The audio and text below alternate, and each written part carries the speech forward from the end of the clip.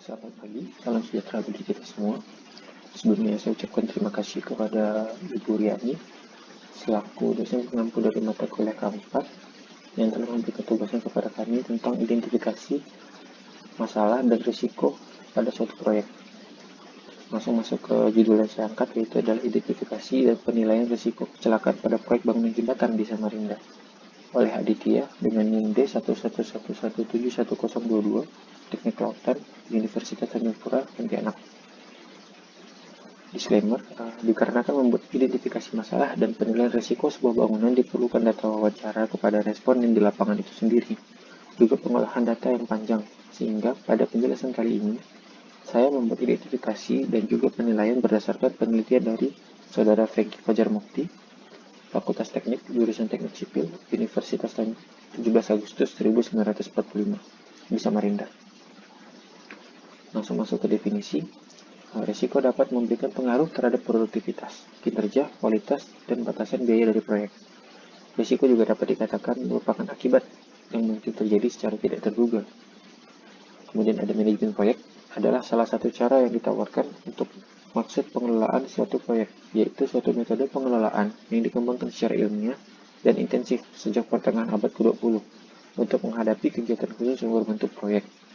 Jadi, setiap proyek pasti memiliki manajemen proyeknya masing-masing. Berbeda proyek, berbeda pula manajemen yang akan diterapkan di proyek tersebut. Oleh karena itu, manajemen proyek ini cukup penting dalam suatu proyek. Kemudian ada manajemen konstruksi, adalah bagaimana sumber daya yang terlibat dalam proyek dapat diaplikasikan secara tepat. Menurut Smith dan Bond, terdapat 7 tipe faktor penyebab risiko pada proyek konstruksi, yaitu risiko alam, risiko desain, risiko sumber daya, risiko finansial atau keuangan, risiko hukum dan peraturan, risiko politik, dan juga risiko lingkungan. Risiko merupakan variasi dalam hal yang mungkin terjadi secara alami di dalam suatu situasi. Tidak ada yang dapat mengetahui kapan risiko akan terjadi. Oleh karena itu, risiko juga dapat diartikan sebagai probabilitas atau kemungkinan kejadian yang muncul selama suatu periode tertentu. Kita masuk ke pembahasan. Jadi dalam melakukan survei utama, responden diberi pertanyaan melalui kuesioner mengenai tingkat probabilitas dan dampak yang terjadi pada suatu risiko menurut responden. Jadi nanti ada pertama akan dilakukan 2 analisa, yaitu analisa probabilitas, juga analisa dari dampak yang akan diberikan kepada responden di lapangan. Kemudian, menganalisa data hasil survei utama untuk mengetahui tingkat besaran atau probabilitas terjadi risiko terhadap kelangsungan proyek. Kemudian hasil analisa di atas akan diplotting ke dalam matriks probabilitas sampai dampak untuk mengetahui tingkat risiko seperti yang ada di kanan ini. Kemudian dari hasil plotting yang telah dilakukan sebelumnya dapat diketahui risiko mana saja yang berdampak signifikan. Jadi dalam identifikasi masalah kali ini dibagi menjadi beberapa subjek dan sub-subjek. Bisa kita lihat di sini ada jenis risiko yang telah dibagi, yaitu adalah biaya, peralatan, manusia, bahan, metode, waktu, teknis, lingkungan, juga faktor eksternal. Dan kemudian masing-masing dari subjeknya itu jenis-jenis risikonya dibagi lagi menjadi beberapa bagian sesuai dengan yang telah didapatkan di literatur. Masuk ke identifikasi risiko dengan skala Goodman. Jadi pada penelitian kali ini menggunakan analisa skala Goodman, di mana pengelolaan data menggunakan skala Goodman yang diperoleh berupa variabel risiko yang relevan maupun yang tidak relevan yang terjadi pada proyek. Data tersebut didapat dari beberapa responden, di mana untuk mendapatkan hasil yang mewakili jawaban dari beberapa responden. Berikut merupakan contoh analisa variabel risiko, di mana survei dilakukan terhadap 30 orang responden. Terdapat 23 orang yang menjawab relevan, 7 orang menjawab tidak relevan berdasarkan skor yang telah ada. Kemudian jumlah skor 23 yang menjawab relevan akan dikalikan oleh 2, kemudian yang tidak relevan akan dikalikan dengan 1 sesuai dengan skala Goodman. Sehingga skor ideal untuk seluruh item itu adalah 30 dikali 2 sama dengan 60 apabila responden menjawab semuanya relevan. Kita masuk ke bagian tabelnya. Nah, di sini bisa kita lihat dari kategori biaya terdapat 3 pilihan: kurangi alokasi dana, biaya tidak terduga, kenaikan harga material atau bahan. Ada 7 Bisa kita lihat di tabel ini ada yang menjawab iya dan ada yang menjawab tidak. Kemudian setelah responden menjawab, untuk yang tidak relevan akan dikalikan 1 seperti yang sudah dijelaskan di awal. Kemudian yang menjawab relevan atau ya akan dikalikan 2. Sehingga kita bisa lihat hasilnya apabila perbandingannya lebih besar ke arah relevan, maka keterangannya akan dikatakan relevan. Dari data survei yang telah dilakukan, ada beberapa bagian yang tidak relevan. Yang pertama itu adalah di kategori bahan, yaitu rendahnya kualitas material.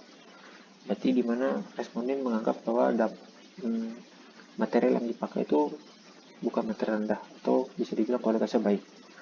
Kemudian juga ada di teknis, yaitu terjadi penurunan permukaan.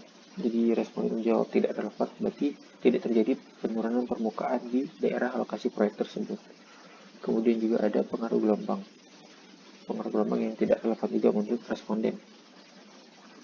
Lanjut, analisis variabel risiko. Analisa variabel risiko dilakukan untuk menganalisa survei utama. Analisis dilakukan terhadap penilaian probabilitas atau probabilitas risiko, dampak risiko terhadap aspek waktu dan biaya. Analisa menggunakan metode severity index. Berikut ini contoh perhitungan menggunakan severity index.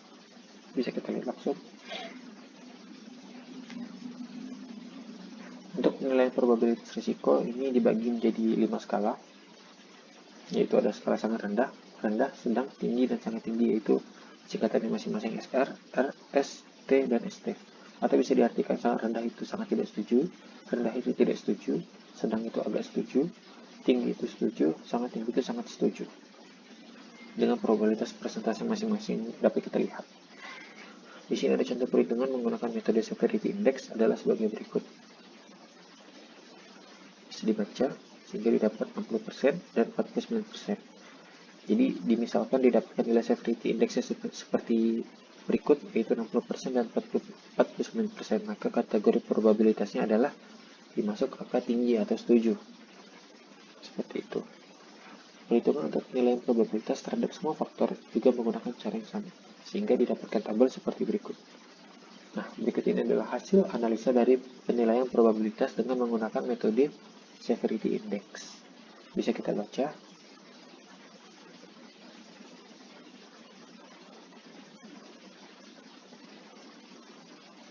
Oke, selanjutnya adalah penilaian probabilitas dari dampak dengan menggunakan skala sama, yaitu SR, R, C, T, dan ST. Hanya berbeda di cukup dan setujunya tadi. Dengan skala persentase berdasarkan SI juga atau severity index tadi, dengan perhitungan yang sama juga,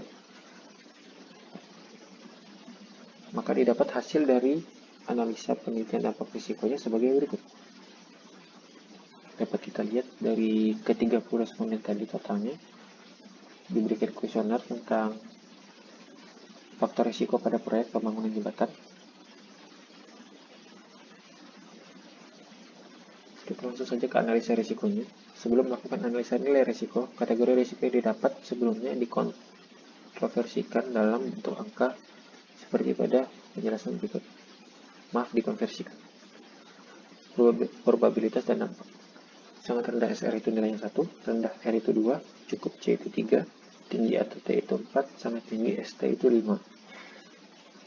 Kemudian didapatlah data-data seperti berikut ini, di mana setelah kita melakukan analisa probabilitas dan kita juga melakukan analisa dampak, kemudian nilai risiko itu adalah perkalian antara probabilitas dan dampak, sehingga didapat nilai risiko pada tabel bagian R.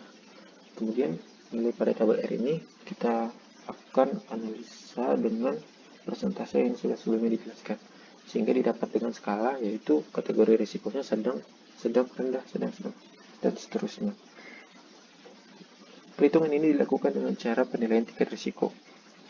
Dari hasil analisa 37 faktor risiko dalam 10 kategori risiko, didapat 3 variabel risiko tinggi, 26 variabel risiko sedang, dan 8 variabel risiko rendah. Sehingga kita plotting ke dalam bentuk matriks ini. Bisa kita lihat di sini. Jadi bisa kita lihat cara membaca dari plotting matriks ini adalah seperti ini. Misalnya suatu probabilitas terjadi sangat rendah atau poinnya 1, kemudian dampaknya juga sangat rendah, yaitu 1. Maka risiko yang terjadi bisa dikatakan sangat rendah atau hijau warnanya. Kemudian juga apabila probabilitas yang terjadi semisalnya cukup, C. Kemudian dampak yang terjadi juga cukup, maka bisa dikatakan bahwa risiko yang terjadi itu adalah kuning, cukup. Sedang, risiko yang terjadi adalah sedang. Kemudian apabila misalnya probabilitas yang terjadi cukup tinggi, kemudian dampaknya sangat tinggi, maka kita lihat di tabel probabilitas matriksnya itu berwarna merah, yang berarti risikonya adalah sangat tinggi. Bisa dikatakan seperti itu cara membacanya. Baik, sekian dari video kali ini. Saya harap semoga bermanfaat. Sebelumnya mohon maaf atas kekurangan yang terjadi. Mungkin ada salah pengucapan atau salah pelafalan pada video kali ini. Mohon maaf karena saya juga manusia yang jauh dari kata sempurna, karena kesempurnaan itu hanya milik Tuhan. Sekian dari saya ucapkan terima kasih.